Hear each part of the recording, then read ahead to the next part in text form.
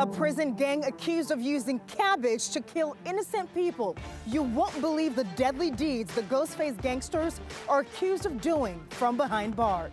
Getting answers. What are the plans that are in place to keep your kids safe at school? We're taking your questions and concerns all the way to the top. Jurors excused. Day 2 of the Tex MacGyver murder trial proves that finding an impartial jury here in Atlanta may be harder than once thought. The rain is gone, and if you've been outside tonight, you've been feeling the colder air that's moving in. I'll let you know who gets close to freezing.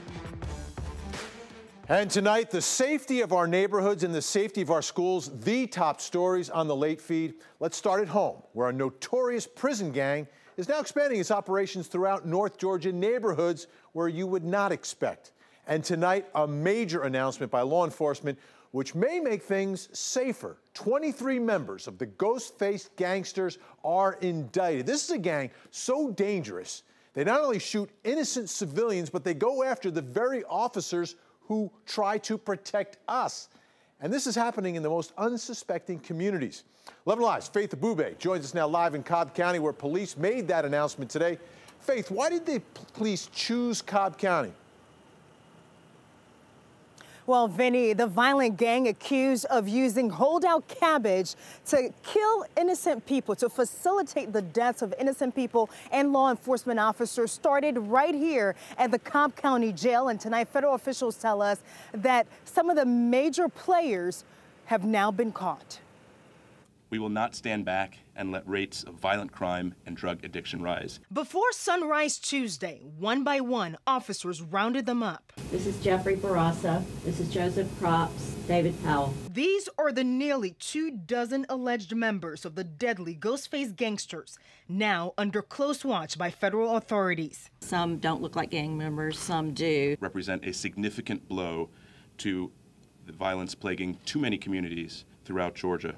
Investigators say the gang, which started in the Cobb County Jail in the early 2000s, is responsible for some of the most heinous crimes in and around the area. One shot in the eye following a drug deal, and another stabbed in the neck and back. But their most shocking crimes targeted about 12 law enforcement officers in the last 4 years, including Polk County Police Detective Kristen Hearn and Putnam County Correctional Officers Christopher Monica and Curtis Ballou, all dead due to the gang. Its members use violence, including murder, kidnapping, assault, and witness intimidation. Investigators say the gang did it all while a majority of them were still in prison.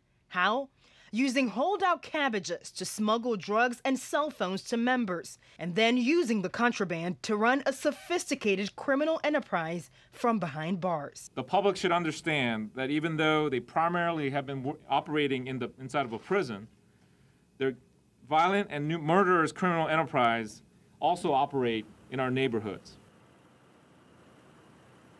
Well, federal officials tonight telling us there are about 5,000 members of the Ghostface gangsters across the country who are operating right now. Today's bust is just a fraction of that, but federal officials are hoping that because the major players have been caught and arrested and are out behind bars with extra security, that the whole operation has been gutted, Vinny.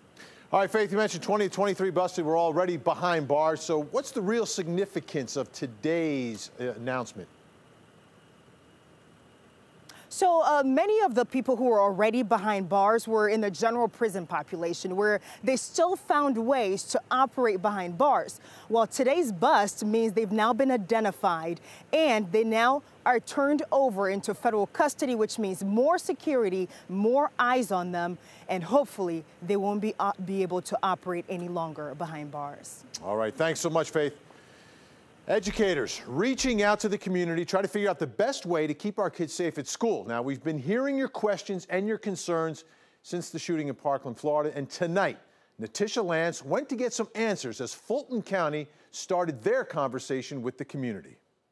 We're at Banneker High School in South Fulton, where tonight they're holding a public safety meeting where officials here are trying to figure out the best way to keep our kids safe in schools. It's something that has been on the tops of many of your minds ever since the Parkland High School shooting in Florida. You've raised a lot of concerns, you've asked a lot of questions, and tonight we're trying to get you some answers. So I have your questions, and I'm going to ask them to these officials tonight to figure out the best way to keep our kids safe. We've kind of put the onus back on the whole community that we need your input and we value your input, and we want to make sure that we're doing everything that we can to keep you guys safe. Only about a dozen parents and interested citizens met at the meeting and in breakout groups. The goal was to brainstorm ways to keep their children safe. They came up with ideas from monitoring student social media to more mental health care. Two of their main questions are exactly what you have been asking. Will teachers be armed? Here's Fulton County Superintendent Dr. Jeff Rose. We have not addressed that, nor have we created a position on it. Right now, Fulton County schools employ the largest police force in the state for a school district, 68 officers, and they are one of only a few agencies across the nation with an active SWAT team. The district is implementing new technology and practices to enhance safety, but the metal detectors you asked about may not be realistic. If we're going to start school at 3 o'clock in the morning to have a normal instructional day and end it later on or 24 hours later, that might be an option. There was a lot of discussion tonight, a lot more questions than answers at this point. But what I can say is that Fulton County Schools is working to do what they can to try to keep kids as safe as possible when they walk through the doors every day going to school. It's an ongoing conversation that we're going to continue to have on our Facebook page as well as at 11 Alive. So keep your questions coming to us and we will continue to get you answers.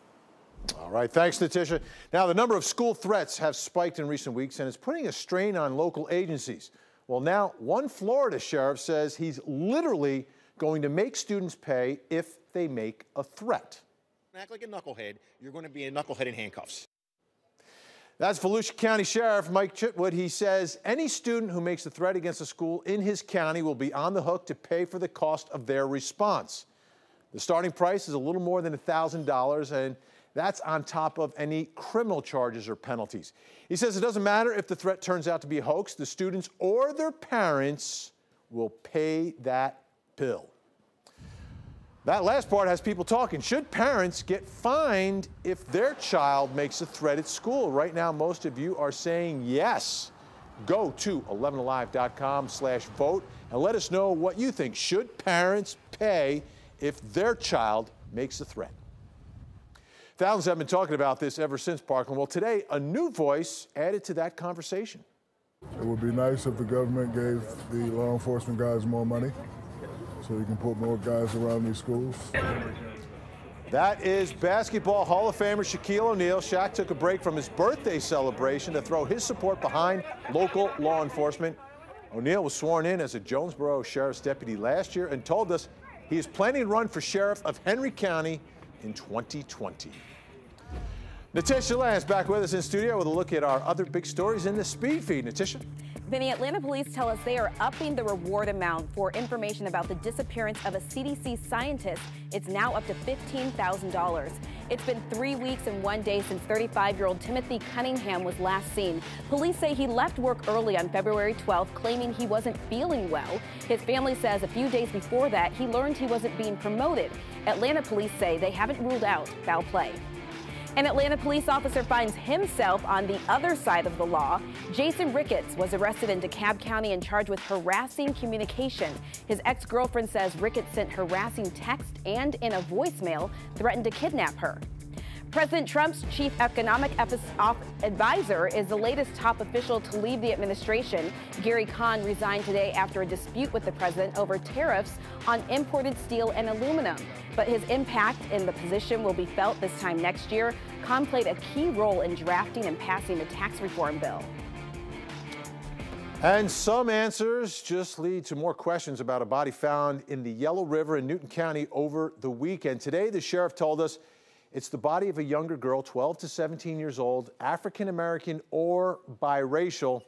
No cause or manner of death has been given. So I called a forensics expert, Joseph Scott Morgan, former lead investigator at the Fulton County Medical Examiner's Office and current professor at Jacksonville State University, to learn more about how they're going to try to figure out the identity of this young girl.